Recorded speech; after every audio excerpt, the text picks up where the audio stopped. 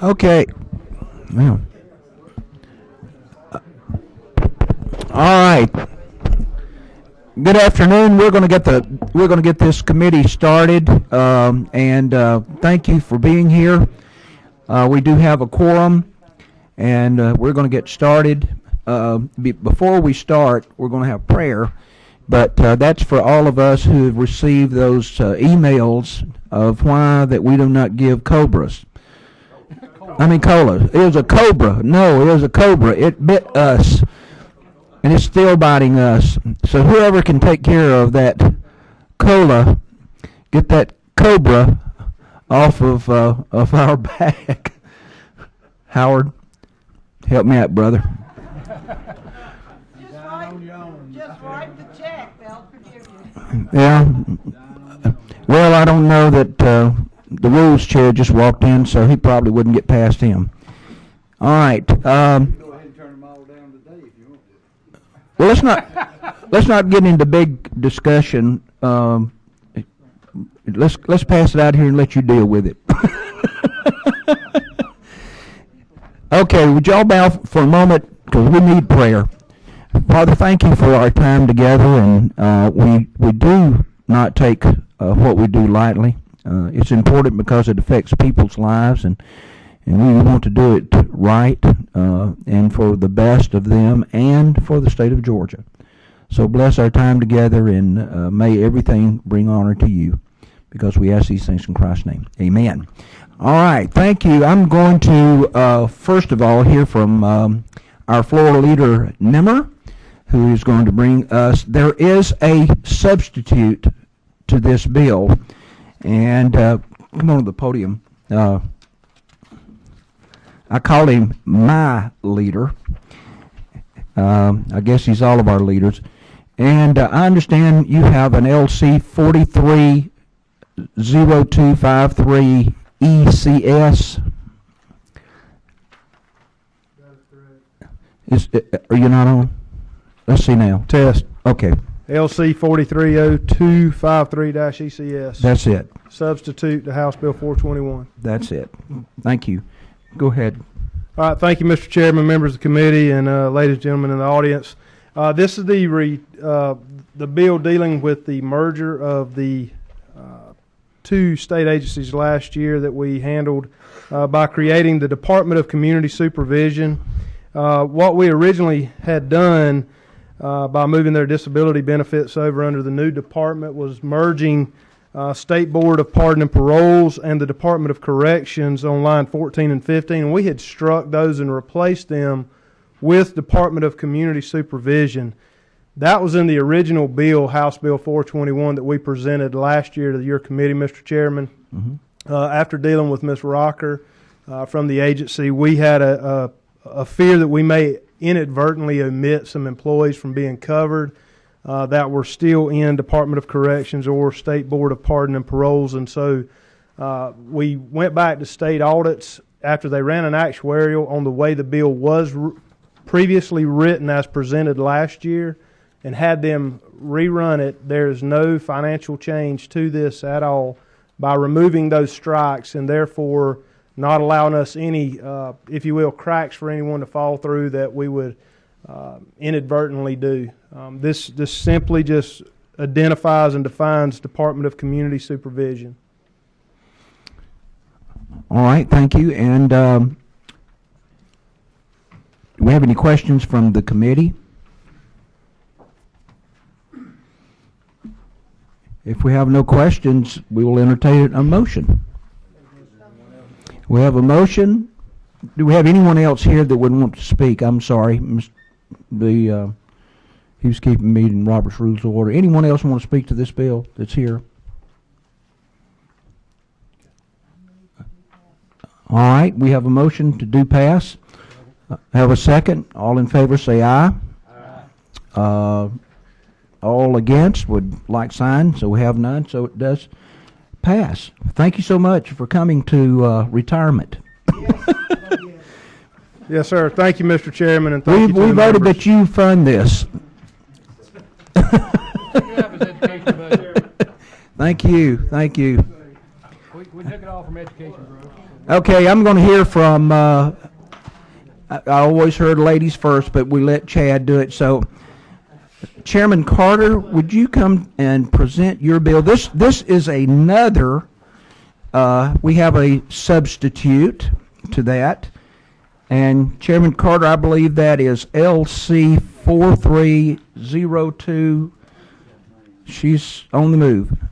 LC 430267S. Is that correct? That sounds right to me, Mr. Chairman. All right. Thank you so much. I'm just for grabbing being my here. sub. LC 430267S. Yes. Okay. Thank you. Yeah, House Bill 690. Very excited to bring this before you. I have some special friends from home who have a particular interest in it.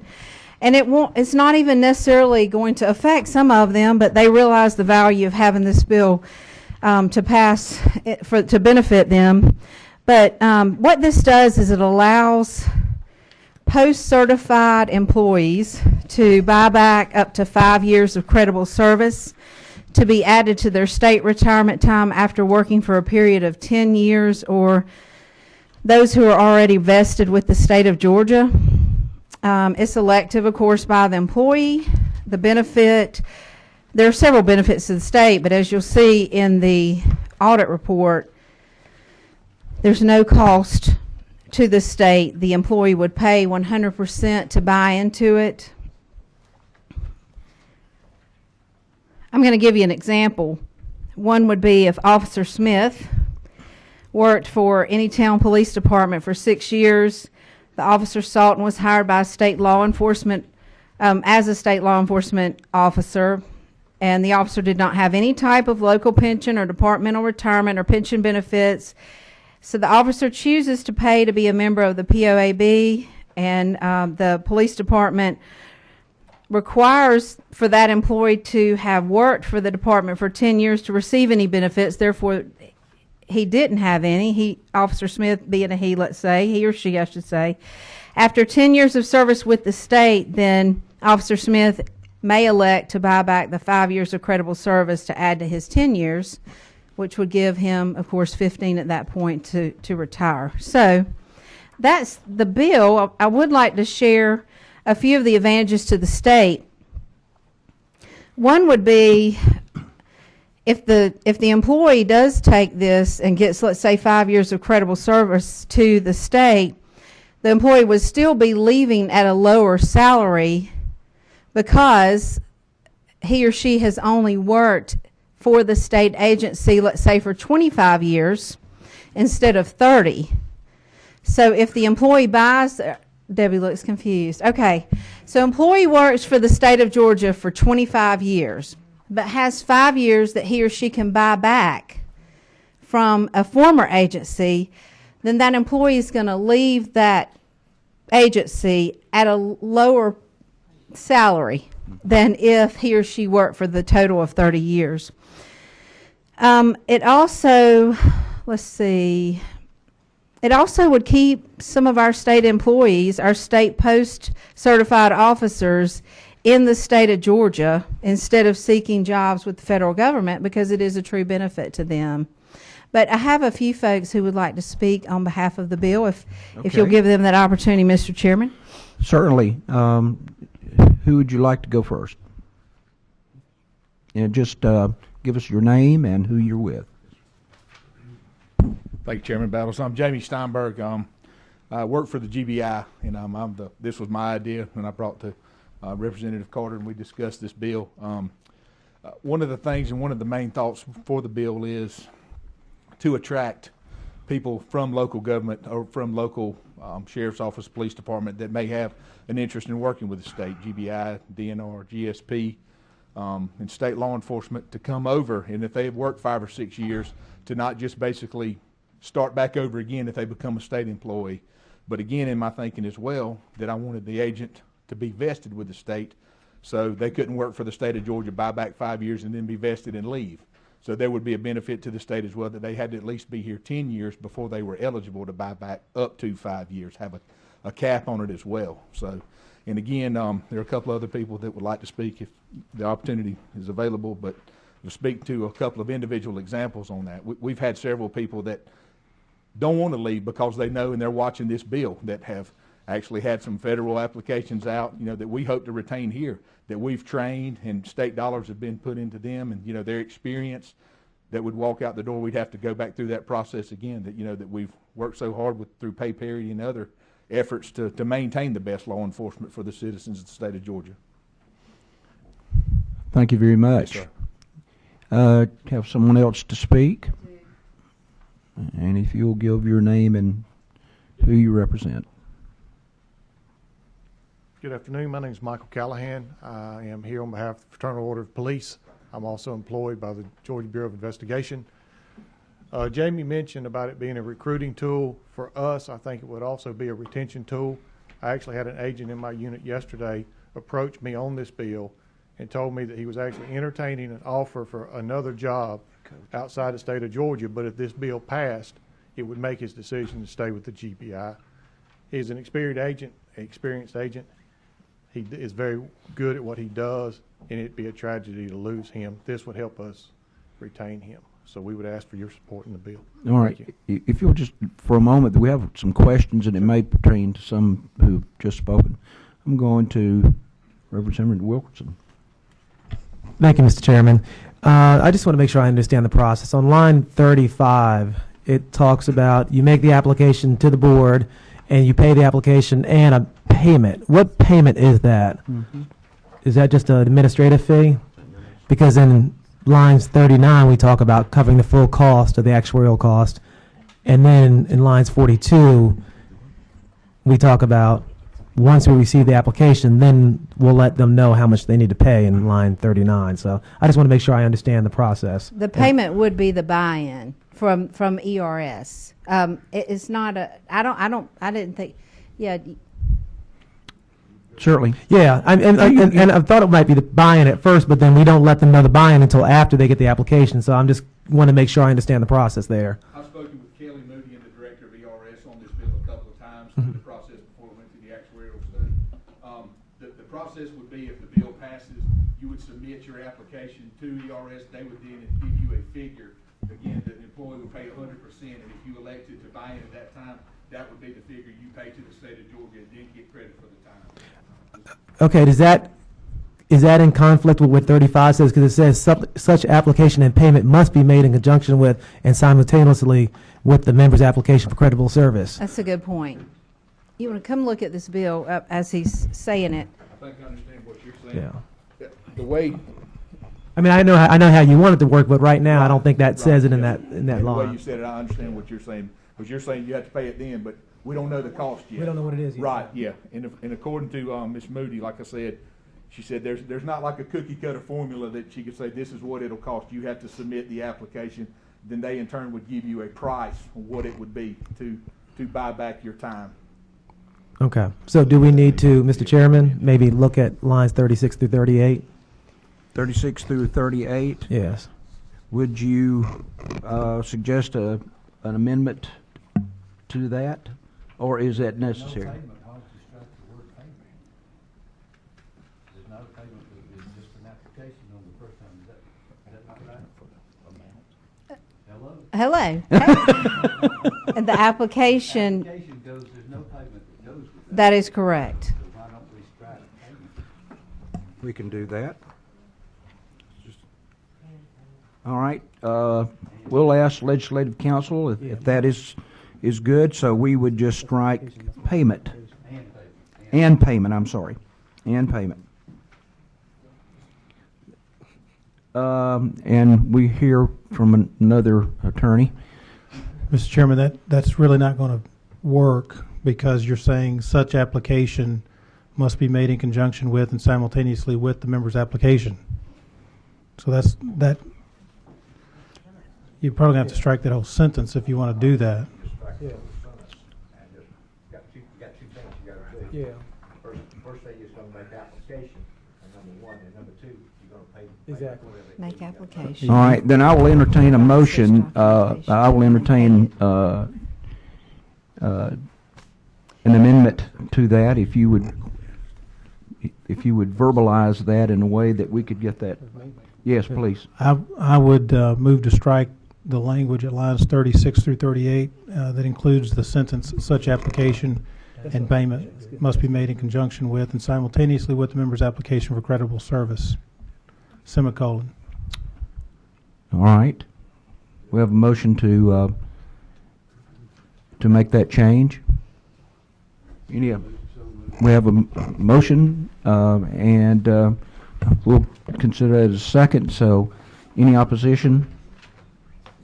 All right. Then we are going to be voting on the amended. On the amendment is what we're going to vote for first, and then we'll on the amended bill. All right. All in favor, let me know by saying aye. Aye. Any opposition? All right. The amendment passes. Now, and we still have discussion here, and I'm going to go to our former chairman. Yes, sir. Thank you, Mr. Chairman. Okay, we're talking about employees that are in the employee retirement system. I'm trying to get my head around. We've got the old retirement. We've got the old. We've got the old. We got the new old, and we got the new. I think I don't know how many retirement systems we got under ERS. We probably have somebody here that can answer that question. Great. Yeah, old. Now, when these people come over, or if they're already, is this going to go back retroactive to people that are already in the system? I guess is the first question. Are we going to retroactive allow people that have been in ERS for a number of years It to be able is. to come back and buy back? It's going to allow the new and the old. However, let me just point out on lines, first page, it is on lines, maybe it's second page, let's see. Let me find the lines. Okay. So they got to be a member for at least 10 years on line 30. So It's lines 16 through 20, which says Uniform Division of the Department of Public Safety, Conservation Ranger of the DNR, any officer or agent of the GBI, any district attorney investigator who is compensated from state funds, and any alcohol and tobacco officer or agent of the Department of Revenue. Now, I don't have the specific numbers, but I have some pretty close numbers on a few of these agencies. For the GBI, it's 250 agents. The DNR is 183. The DA investigators is around 45. Now, with my three gentlemen who I brought with me today, I have 2 GBI and 1 DNR with me today, and this one is eligible to do this, but the other 2 are ineligible because they don't have any local law enforcement work to where, so it's a, these numbers may sound high to you, but a lot of these people are ineligible to even pursue this bill.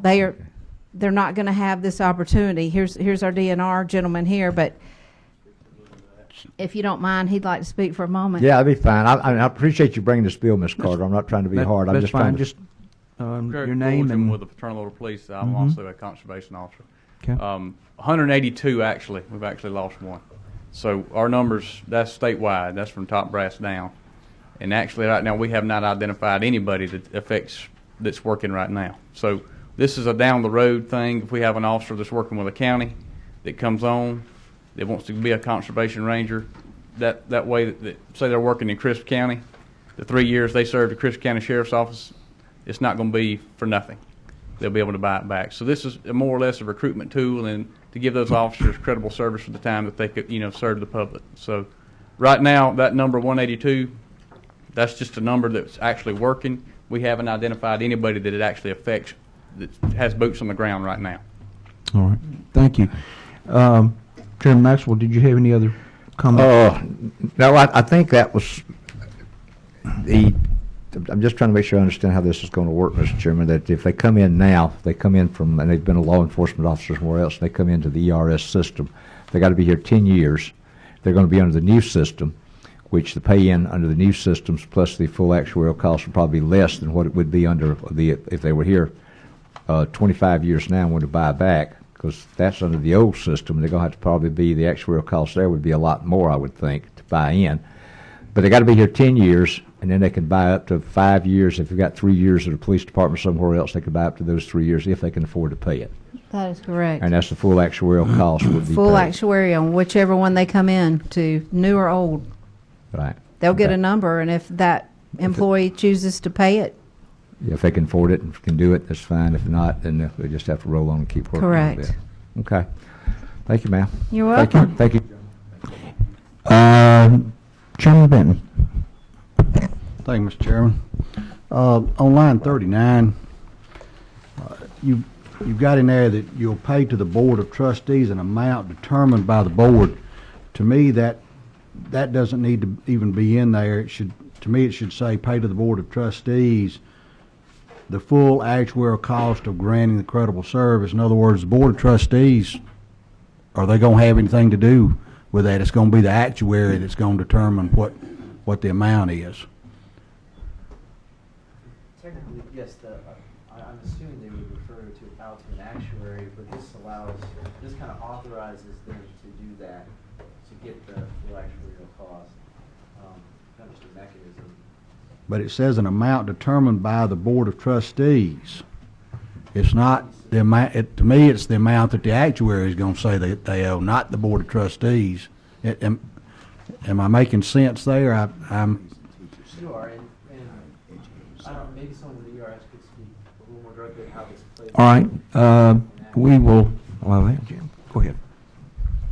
The way I would put it is that the board has the responsibility for determining the amount, but they are allowed to delegate certain duties and responsibilities among those two experts, such as an actuary. I just want to make sure that the full actuarial cost is what is being paid, that the board doesn't determine it to be a less an amount than what the actuaries would say it is. No, the board would determine, no.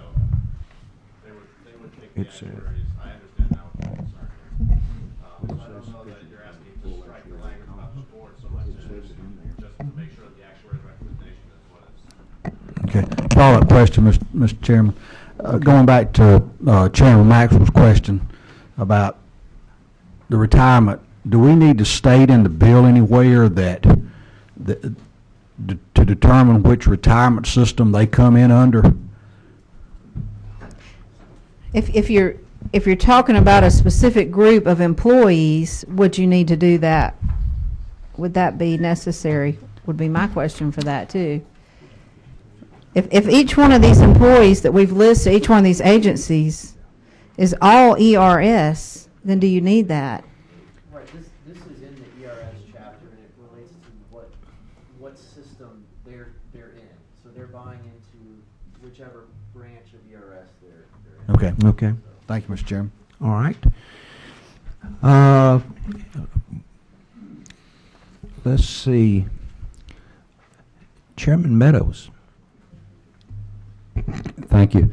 I just want to follow up with Howard's a minute, and let's all be on the same page. If I'm an employee that worked with my city police department for 5 years, and I've been with the state 8, in 2 years I can apply for this. I can't apply for it now. That is correct. Okay, I think that's what it says.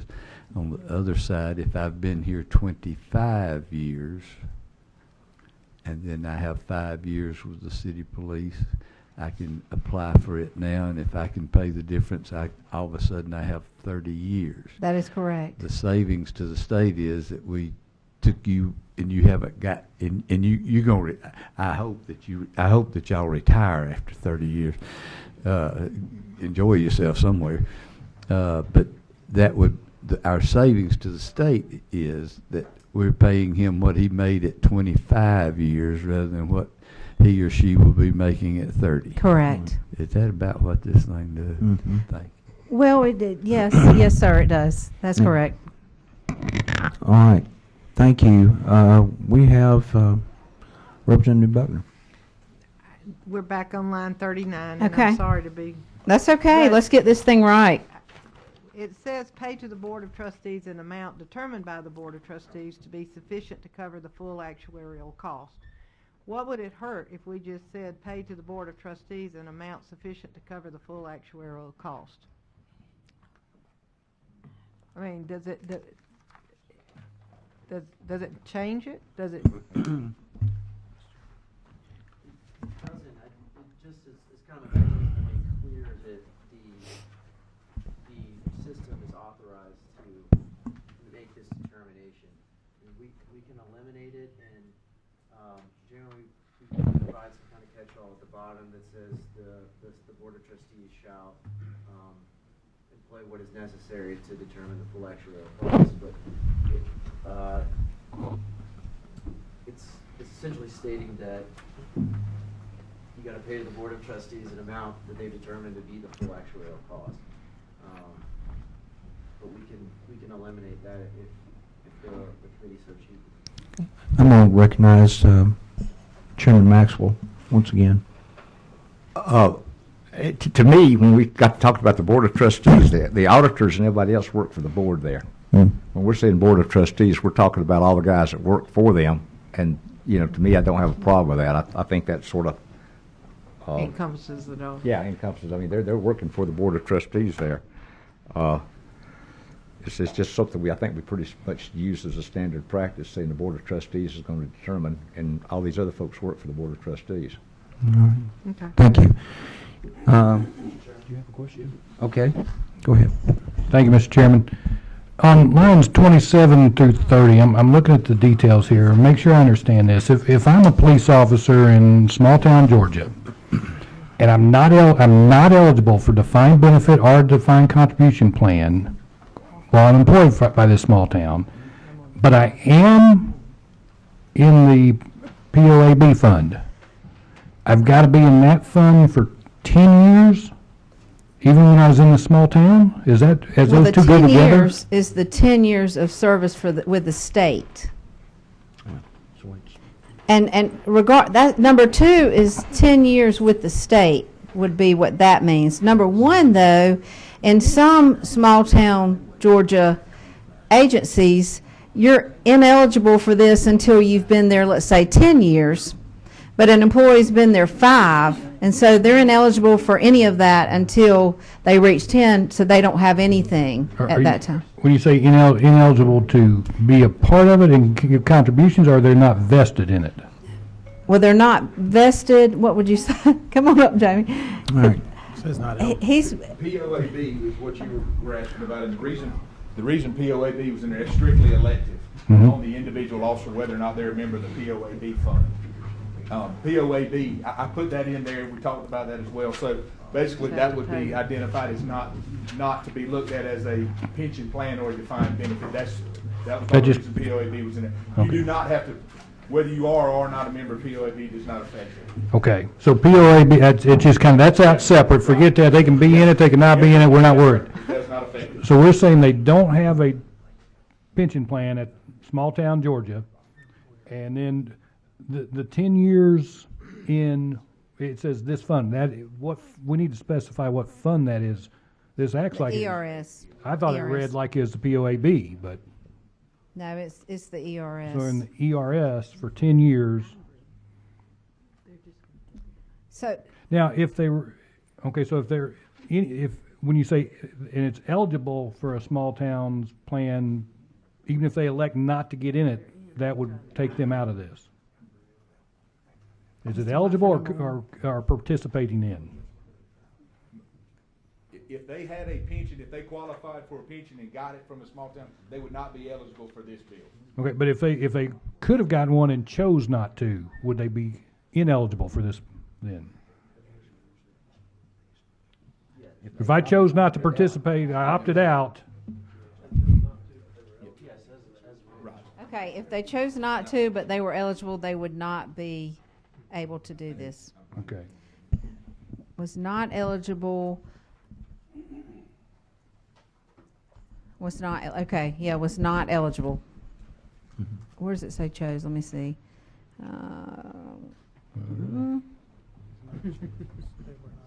Is that how y'all read it? Is that how you read it? Okay. Like. Yes, that's correct. If they were eligible for I'll accept the motion. If you want to make a motion, we can get them to. they would not be able to buy this credit. Okay. So if it's offered, then you're ineligible. All right. I think we have one more question. That's the only one that I actually see that's blinking right now. Ms. Patty, would Oh, thank you, Mr. Chairman, and thank you, Representative Carter, Chairman Carter, for bringing this to our attention. And I do apologize for my tardiness.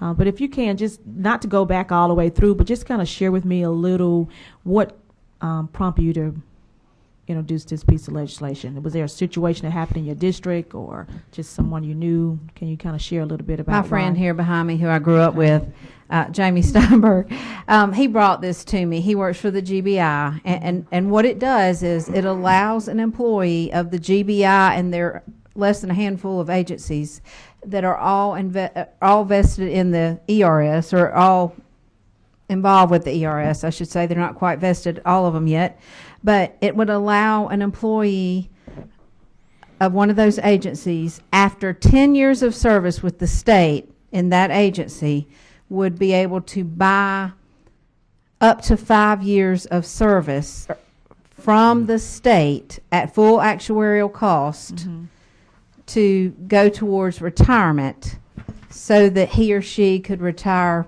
possibly a little earlier than the 34 years. But all that person could buy is 5 years, up to 5 years. Okay. And all the cost, 100% is on the employee. Okay. Well, All right, if that helps Did that me. answer Thank the- you. Thank you. all right. Representative Kirby. Thank you, Mr. Chairman. Representative Carter, I like your bill. I like what it's trying to do. For me, right now today, it seems like we need to clean up a little bit of language, and at this time, I'd like to make a motion to table it, and let's take it up next week after we maybe make a few of these little minor fixes, not trying to stall it or delay it, just I think to make it a little clearer on some of these issues. I'm Put that in agreeable the to motion. that. I would prefer to have the right bill come out of this committee than having to clean it up on the floor or even in the Senate. That would be perfect. I'm glad to do that. All right. Chairman Coomer. Just a question on that discussion of that motion. I'd like to hear what the member believes are the problems in the bill. I think we've addressed one and we've made an amendment. We proposed an amendment, and I thought we talked through the problems at lines 27 through 30. What are we looking to change if we're going to put it off for a week? What are we going to change in the bill? Well, certainly, I'd be happy to. I think there's been a lot of discussion on what fund that is, and I think it needs to be clearly stated.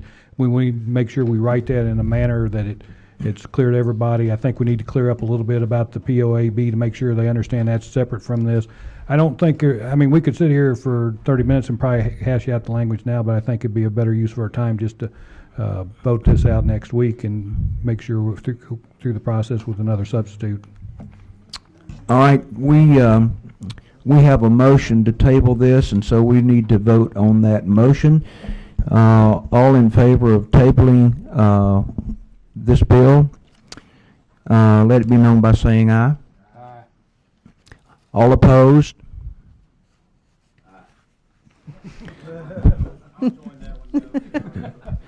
I want to ask this question one more time. It was like trickling water. Okay, all right. All in favor of tabling this piece of legislation, let it be known by saying aye. Aye. All opposed? Aye. All right, it's still on the table. We're going to vote. Right, and we're going to read the amendment. So we are now looking at a motion to pass the amended substitute LC 430267S. So we have voted on the amendment. Now we are ready to vote on the bill itself. Yes. Do we have some language maybe to clear up line 30? that you would recommend? On line 30, I would recommend changing the word fund to, Mhm. instead of this retirement fund, to the retirement system. Retirement system is a defined term in that chapter, so it'll cover that a little better. If that's a concern, that would clarify. Okay, well, we did not make that a part of that original motion for the amendment. So we need to amend that portion, and I'll entertain an amendment.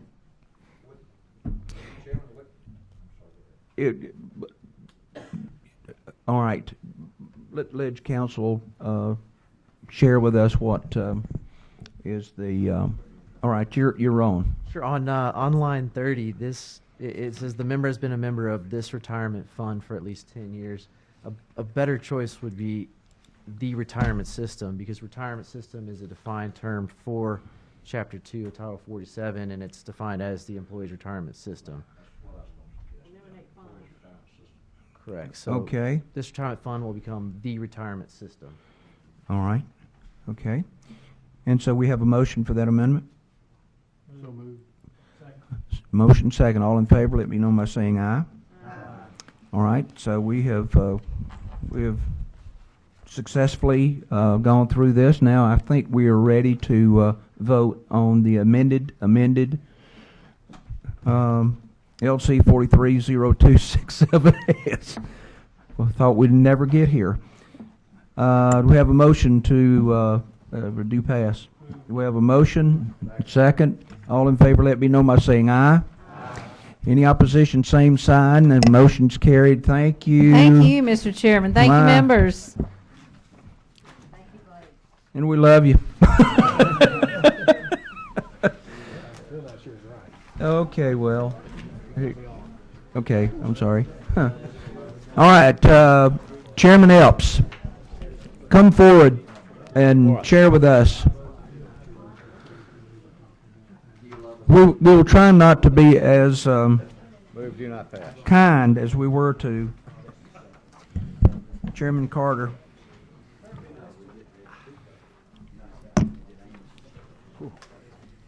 All right, Mr. Chairman. Thank you, Mr. Chairman and committee members, and we have LC 213694. Is that the? That's it. That's it. All right, thank you. Hopefully we can navigate this one a little easier, Mr. Chairman. This bill would amend provisions relating to the payment of member dues and the calculation of retirement benefits under the judges of the probate court's retirement fund. It actually does only three things.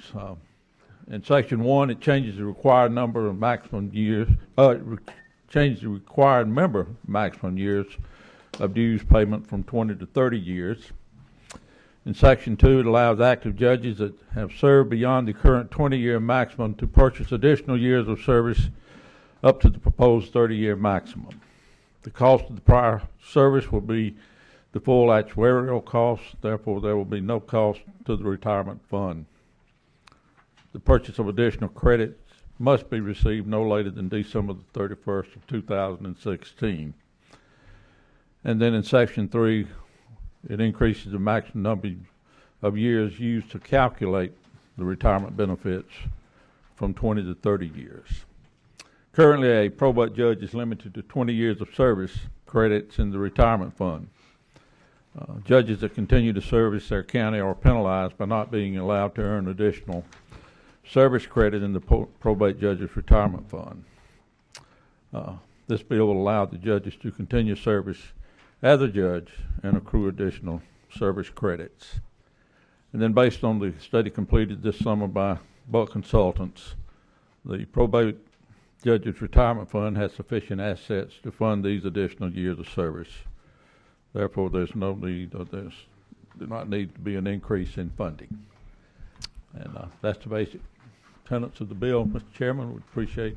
Thank you. Ready to answer any questions. Appreciate favorable consideration. All right, Chairman Meadows. Representative Epps, I tried to listen and keep up, but I thought I heard this was going to be no cost. Did I hear that? No cost. to the state? to the state. I don't know exactly what I'm looking at here, but I've got this audit thing, and it says it will cost $311,000. Judge, you want to address that? The buyback provision is no cost. There is some cost to the fund in allowing additional years of federal service. But the actual buyback provision for those that have over 20 years now, they would not be able to buy back it. It would be the full actual cost of the buyback.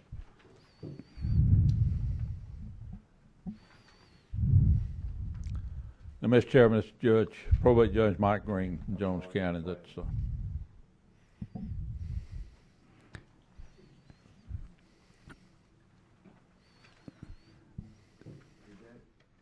Is that explain? No, I'm sorry. No. Again, the first year cost is $311,000. The cost thereafter for the next 30 years is $266,000. Is that right? according to that, where yes. I think the question is where's that money coming from? Mr. Chairman, it is funded with the actual funds that are in there now. There's no additional cost.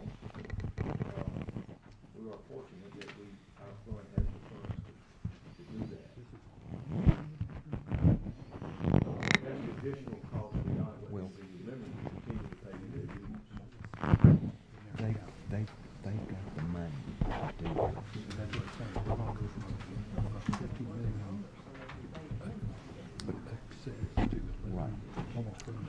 That's right. Does one of y'all want to come up here? One other question while Exactly. got the microphone. Yes. The buyback, or is it a buyback or a buy-in?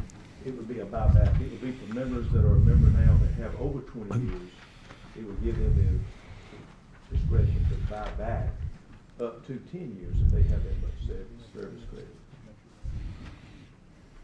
But that buyback is at full actuarial cost. Would they have more than one opportunity to buy in? 6 months. If this bill passes, it will be effectively July 1. They would have to buy back by December 31. In other words, they would have to buy back the number of years they want, and there won't ever be another opportunity for them to do that. That's correct.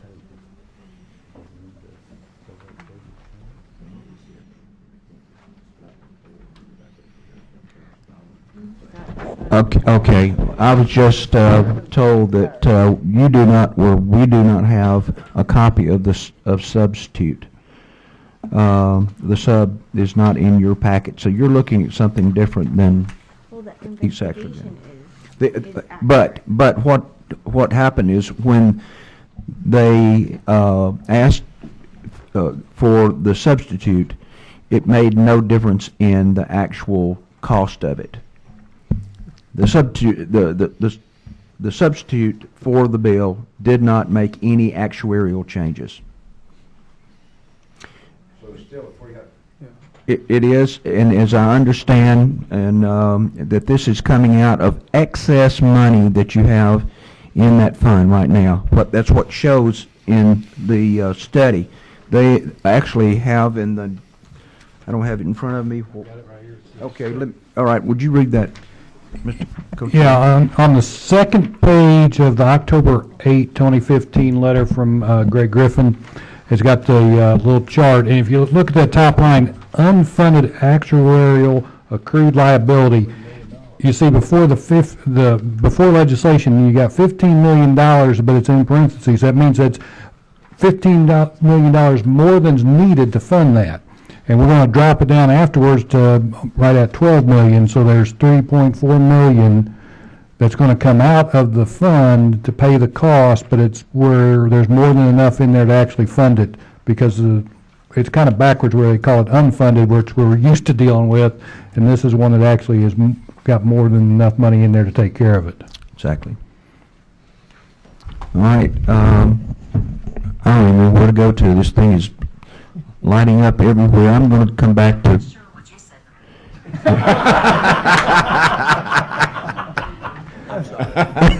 Put that off, Brooks. I'm not sure what you said. Chairman Maxwell, do you have something? Well, Mr. Chairman, it's my understanding that if we've got a cost, first-year cost of legislation, that has to be a line item in the budget specified to cover this for this bill to go forward. We can pass it out of here, but if there's not a line item in the budget for that amount of money, it's going to be dead at the DOA when it gets to the floor. There got to be now that's my understanding. That there's got to be a line item in the budget to cover this first-year cost. Let me ask Legislative Council, you have an opinion on that? That is correct. The 311,000 needs to be appropriated this year in order for it to proceed. That's my opinion. All right, you want to respond to that? I mean, this is going to require no appropriation from the state. The money is in our fund now to fund this additional thing. The $311,000, that's an amortization of that $3 million you talked about over 30 years. That the surplus that's in the fund now will pay. I understand what you're saying there, but I'm just noting, according to all the regulations and things that I'm familiar with, it's got to be a line item. If it shows a $311,000 shortfall, that's going to have to be funded in the budget. That's got to be a line item in the budget, come from somewhere. Now, I don't know if y'all could get some of the money moved or what you can do there, but I mean, that's just what I understand. It can't go forward. It can't be passed. Okay, we have someone else that wants to speak to that particular. I want to clarify, the additional cost is not coming from state funds, it's coming from other funds. The funding that goes into this plan comes from fines and fees. So it's not a state fund issue. I understand that, but for this bill to move forward, according, I think, to what Legislative Council and from what my understanding is, for it to pass on the floor, we got to have a line item somewhere filling that $311,000 hole. That's not. She's shaking her Not head. if it's not state funds. Is it, okay, I need an opinion. Yeah, that makes sense to me. I wasn't thinking that this wasn't a normal. The funds came from a different source. Our council says that does not apply in this particular situation when the funds are not coming from general funds. All right, I'll stand corrected then. Thank you, Mr. Chairman. All right, thank you. Chairman Coomer. Chairman Battles, I just want to sort of echo the same concern. Not so much that I would oppose it, but it would be helpful if we had a letter from the auditor or from the auditor that would explain that in more detail, so that when we go back to our colleagues to explain why we voted for this bill, we don't have to just rely on saying, well, we think that it's coming from something other than general funds appropriation.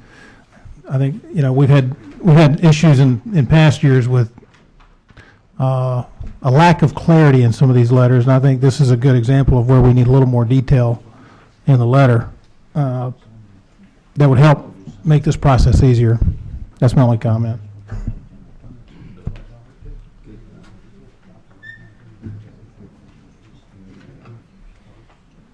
Okay.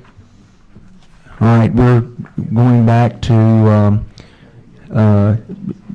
this may be something that could be supplied from auditors of that account just for explanation. It doesn't have to be, if you're saying that is covered out of the retirement plan presently, then we would just, I believe, I'm not putting words in Chairman Coomer's mouth, but I understand that he wants to be able to have some coverage when the questions comes up. How did we pass something that had a $300,000+ initial cost? Could that be supplied to us to be a part of this bill? They agreed to do that. Does that satisfy your question? All right. Chairman Green. Thank you, Mr. Chairman. Chairman Epps, how many probate judges are we talking about that would be eligible for greater than the 20-year service? No, that, 17. And it's my understanding that you can buy back 5 or 10, if you're way beyond, it's they have to specify how many years they want at that particular time. Assuming they have 5 or 10. 5, or yes, 20, yes. then they could buy back what they wanted to, 1 up to 10, if they've had at least 30 years of service. And what are y'all funded at right now? What's the percentage of y'all's, We talked about it this morning. 103. 103%? Okay. Thank you. Thank you. Representative Wilkerson. Thank you, Mr. Chairman. On lines 21 through 25, and maybe I'm reading that as the member buying by paying back the contributions that they would have paid over the time. But we talk about actuarial costs. Are we assuming that the actuarial cost is just the paying back the old dues as well as the 7% interest? I think Mr. Chairman said that y'all did not have the substitute. Oh, okay. And this substitute came from y'all when we met in the summer, and it changed that buyback to the full actuarial cost. Okay, thank you. And that was done before the actuarial study was done. So we did stuff before I knew we did it. So we're up. Oh, Okay. Okay, that's all right, I got you. So that is, so the investigation. Okay, Dave, all right. Yeah, we got to see the other one. Table it. No, let's not. I'm sorry. Let's take it somewhat in order. If we can. You have a question? Okay. All right, then our rules chair, we always need to keep happy. So, Well, I sure do want to keep my probate judges happy too, but we don't have the bill and we don't have the letter. Can we do a table till the next meeting? Just bring it off the table and go with it then till in that time period have. is that a motion? Yeah. All right, that's a motion. Do we have a second? We have a motion second. All in favor, let it be known by saying aye. All right. Any opposition? Of course, there is none.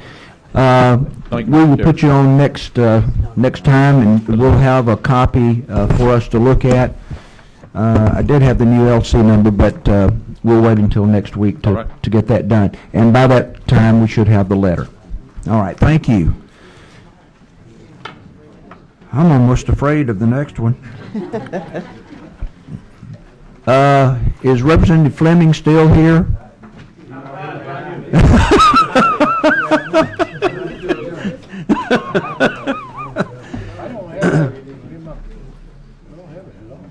What, Fleming? All right, just a moment. 508. Do we have that copy? House Bill 508? You got one?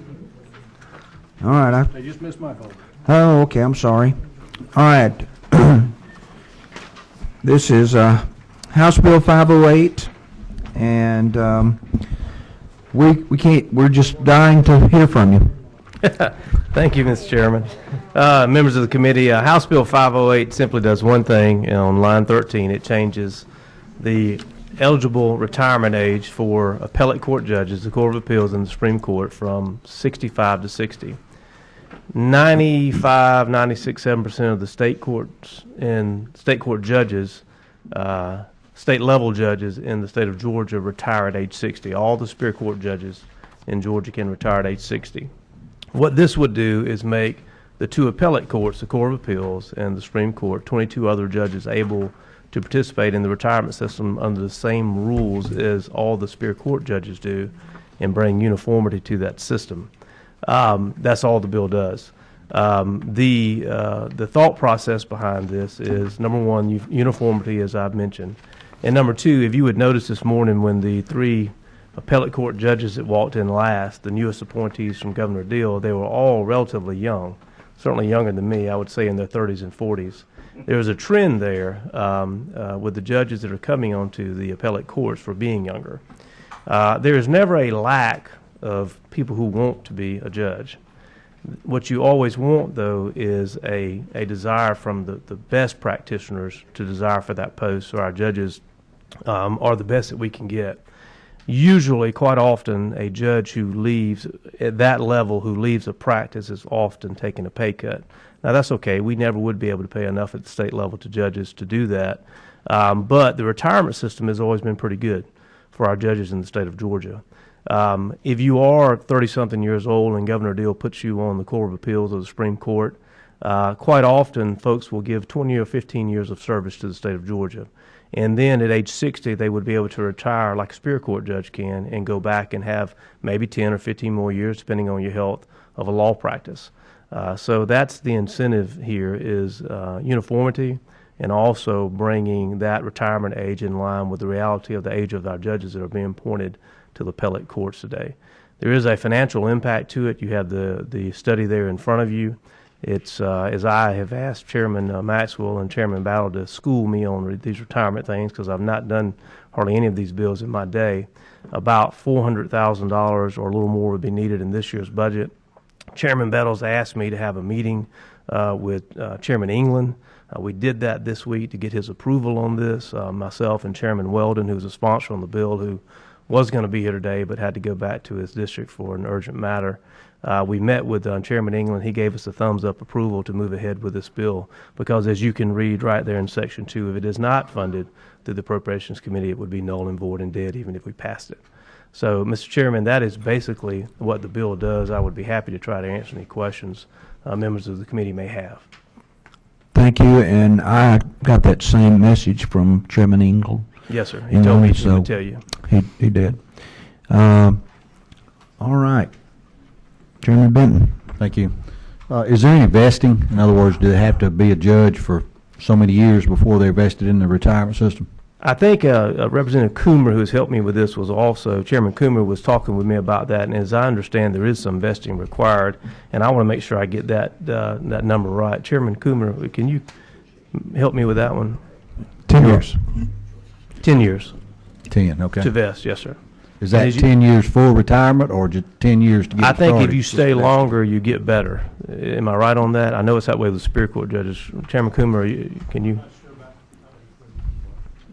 You're still on. Yeah, I'm not sure about the details on how much you get at 10 years, but 10 years is the vesting period to be eligible. I believe, Chairman, and I can find out the answer to that question for sure, that if you stay up to, I think. Okay, we've got an expert witness here.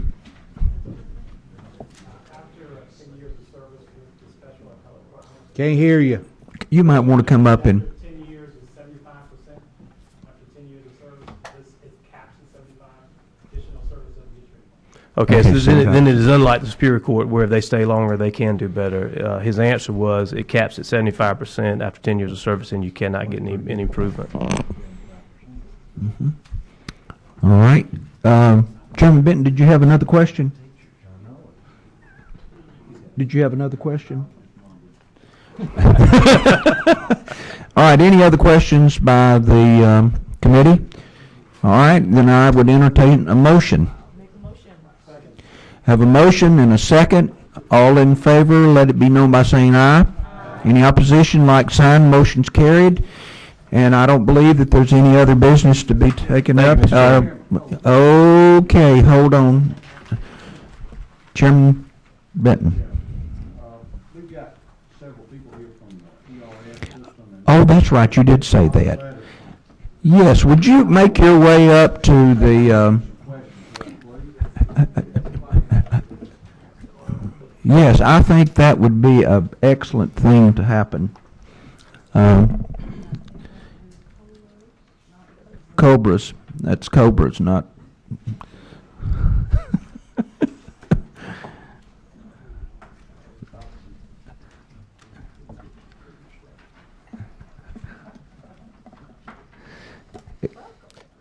Thank you. Good afternoon. What can I answer for you? Help.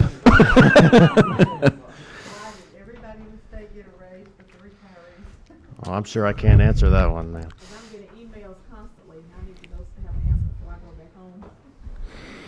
I think that... Okay. I'd like to ask him if I could. Okay, go ahead. In a lot of the emails that I've been getting, there's been the I don't know whether insinuation is the correct term or not, that at one point that the state was putting money in through a different source in order to pull down federal matching funds, and part of that money was going to retirement COLAs. Is that correct? I have no knowledge of any such. You have no knowledge of that process. Do you know of any? Do you have any knowledge of any money that was taken from the retirement system by the executive branch to be used in other things with the promise that it would be paid back? I am pretty comfortable saying that that has not happened. Once the money is in the trust fund, it cannot be diverted for any other purpose. Now, the amount that gets contributed to the trust fund does vary from year to year. The basic process for that is the actuaries run a valuation and make a recommendation for a contribution rate, which would be sufficient to continue to fund the system under basic actuarial standards. That valuation is then approved by the ERS Board of Trustees, at which point, under the law, that money must be appropriated to the systems. So it would not be up to the executive branch per se to even make that determination of how much gets contributed to the fund. So the actuarial study tells the legislature how much money we need to put in there to keep the fund sound, correct? That is correct. Okay. And you say that varies over years. Is that because the fund decreases, or is it increases and decreases? The most impactful item in the actuarial study is the investment return from the prior year. There are other factors such as demographics and the size of the active member population, which changes, but the investment returns are by far the largest factor. So if we have a poor investment year, you can probably assume that at some point in the future you're going to start to see increases in the contribution rate to make up for that. Okay, so that would be the contribution rate from the General Assembly, correct? Correct. Okay. One other question. One other thing that's been alleged in some of the emails is that at the early part of the 21st century, the employee retirement fund had a very high funding percentage, and it's now down to about 72%. Is that come about just because of money withdrawn and maybe a couple of years of poor investment where the stock market didn't do? Would that have brought it down that much, say 15, 20 points? So understand that I'm speaking with the benefit of hindsight, so I don't judge decisions made in the moment. However, looking back, I can say that there are a number of factors that have contributed to that start basically with the late 1990s. At that time, we were riding the crest of the dot-com increases. Stock market was returning. We were getting 14, 15% per year most years. And so, yes, it looked like funding had been on a major upswing, and that was going to continue for the time being. A couple of things happened at that point. The ERS board, when the second tier of ERS was passed, called the new plan, the one that was in effect from 82 to 08, it initially started with a 1.5% per year pension formula. But written into the law was discretion for the board to increase that provided that funding was available up to 2%. As you know, we currently pay 2%. So that increase occurred in several stages in the second half of the 1990s, at which point we had sufficient funding, or it appeared we were going to always have sufficient funding to do that. However, that was very expensive.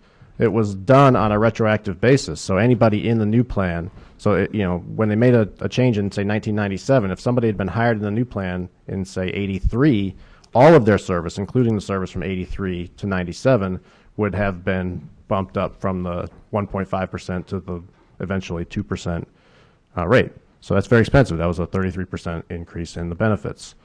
COLAs were being provided all along. And then in the 2000s, we all know that there were two major market events, the dot-com crash in early 2000s, and then the more recent 2008, 2009. So you put all that together, and that has what I would consider to be the major causes of the decline over time. Okay. So right now the fund sits at about 72%. Yes. and the Board of Trustees has said they will not grant a COLA unless the fund sits at 80%. Is that correct? So, for those of you who are not aware, the board undertook a study, a subcommittee of the board undertook a study and came back with we call our recommendations a guidelines document. So it's not a hard and fast policy or rule, but the committee did recommend that 80% was a good starting point for starting to reinstate COLAs, yes. Can the fund ever get back to 80%? Yes, it can. How? By continuing to make contributions according to the actuarial prescription to do so. So there's been a couple of things that have happened in the last 3 years or so. The most important, in my view, of which was a change in the funding policy for ERS, which required that amortization of any unfunded liability, instead of being done over a 30-year open amortization period, which means it got reset every year, to a 25-year closed amortization, so a little bit faster. But closing the amortization means that you pick a point in time and the unfunded liability that you have today must be amortized within 25 years. Now, what ends up happening, of course, is if there is a significant amount of unfunded liability, the contribution rate must increase in order to meet that amortization. You have seen evidence of that over the past several years as our contribution rates have been increasing. So I ran projections about a year ago, a little less than a year ago, for the most recent bond filing that we did last spring, and at that time it looked like we were going to hit 80% around 3 to 4 years from now. I would say that time frame might be pushed back slightly because market performance in the past half a year or so has been extremely volatile and mostly to the downside, but not tremendously. It might be 4 to 5 years out because we are still on that same schedule. So we're 2 years into that 25-year period, and all of the unfunded liability that we had at the time the funding policy went into place 2 years ago, we're still tracking to amortize that within the 25-year period, so 23 years from now. And so since that is a fixed target, basically, the 80% will be hit sooner rather than later. So what can we tell these people that are writing us? Some of them are most of them are nice, but you get some of them that get real testy about this, and they think that the state has turned its back on the retirees. Yeah. And to me, there's a tremendous amount of jealousy between the ERS toward the TRS. Now, what can we say in replies that will? I know it's not going to placate them because they're not going to get their 3% COLA or 1.5% for a half a year, whatever y'all would be willing to do or could do or whatever. But I can't help but think that some little something might help with a letter or whatever. It says this is the plan and this is where we will be in 2 years if you can just hang on a little bit longer. So I get asked that question obviously quite frequently. I obviously defer. I will not give any kind of a time frame. People say things like, can we hope? I say, sure, you can hope. I mean, we do have a plan. I described the funding policy change and I described the closed amortization. Yes, 3 to 4 years, of course, sounds like forever to those folks, especially because it's been 10 years, 7 years. It will be 10 years by then. Again, I will emphasize that the document is not a policy. It's not a rule book. The board is free still to do what they want. And at the risk of, I have a board member here, so I'm sure he'll let me know if I speak out of turn, but I know that the board is extremely motivated to do the right thing for retirees. They've been hearing it now for not just 1 year, but for several years from me and from letters that we receive. And if there's a way to do it, they're looking for it. That is not to say that I'm optimistic we're going to be paying 3% COLAs anytime soon. They're very expensive, and I have numbers to share with you later if you like. A 3% COLA would run about, what, 300 and something thousand? I mean, it's $350 million in long-term liability to do a permanent 3% increase for our retiree population. That amortizes out to about $31 million per year for the 25-year period. So that's 1 1/3% additional contribution rate. I'm not on ERS. I'm on TRS. So there's real impact. A 1% COLA would be about a $10 million per year, $11 million per year amortized for 25 years. So, I mean, there's degrees of things. GSRA, of course, would love to see us to do a 3% COLA. But just speaking for myself, I would think that any move in the direction, even if it's a partial, would be, if not satisfying, at least well received, that we're trying. Mm-hmm. Okay. Thank you very much for the information. You're welcome. Mr. Chairman, might I add something to that? I know time is running late. I just wanted to introduce myself. Chuck Clay to the committee, and I am the contract lobbyist for the State Retirees Association. I'm no expert. I have them here, and I don't know this is the time, but I would ask, and you're exactly right. One, we certainly don't feel in conflict with TRA. I know there's some people who do that, but as organizations, we very much want to work hand in hand to do what's right. Most of your state retirees are 21,000 and less. So, a 1%, a 0.5%, and what has been said here is very true. I think sometimes just a gesture of holding a place so that there is some legitimate hope that there be an increase. They certainly deserve it. But I've got two folks here, and again, you all may have to run to other committees, but if you can, I'd love to have a time and place where I could get some of these folks either in an informal meeting or with you. We're here at your guidance. We're here if you have questions to talk about history, background, these are some long-serving, high-level financial folks in state government for 30-plus years, but I also realize time is of the essence. I think that would be a good thing to do, to sidebar somewhere at some time. I have two more that wants to ask a question, and then we're going to adjourn this meeting. Would I be appropriate Tom? to come to your office maybe to help facilitate something like that? If you'd like, yes. I'd be deeply appreciative. All right. Thank you, Mr. Chairman. Just a quick question. Summary plan documents kind of always drive these things. Is there something, and I know most employees don't hang on to them very long, is there an expectation in the plan documents they would have received that tell them about COLA, or anything that they could perceive that we're not doing what the document says we're going to be doing? That's a question that has been asked and thoroughly researched. What I would say to you, in fairness, is this. The ERS paid COLAs on virtually an annual basis, usually 3% per year for many years. In the mid-2000s, we went to 2% per year for a couple of years, and then that was the point at about 2009 at which those COLAs ceased. So it's not hard to imagine that somebody who has received a COLA every year would sort of expect it in their minds. Having said that, our handbook does explicitly state COLAs are not guaranteed. Do not make your decision to retire based on expectation of getting a COLA, et cetera, et cetera. We have disclaimers out there. There is nothing in the plan documentation that says you are going to get a COLA. Right. Thank you. Chairman Maxwell. Mr. Popman, thank you for those answers. I appreciate that. I was just thinking back, and I've known, and hopefully all these folks know that the money has got to be there for the actuaries to say that there's enough funds available for a COLA, because you mentioned, I think 1% is about $110 million or so a year. 3% would be whatever, $300 and something million, and that's compounded annually. That's going to be added in. Once we give a COLA, it's there. It's added in, compounded every year. And that depends on how you define it, but that could be, yes. Well, most of the time it's done. Now, I know one time we gave an ad hoc COLA several years ago. It was a bonus check so that it wouldn't be compounded in. Right. We gave a check to everybody, and it was, I don't remember what it was, 1%. 1.5%. 1.5%, maybe in 2010. But the state is kicking in somewhere around $500 and something million this year as the annual required contribution from the state to put this back into a properly funded mechanism. And I think they're thinking that money is something that's set aside. And I don't know where they got this.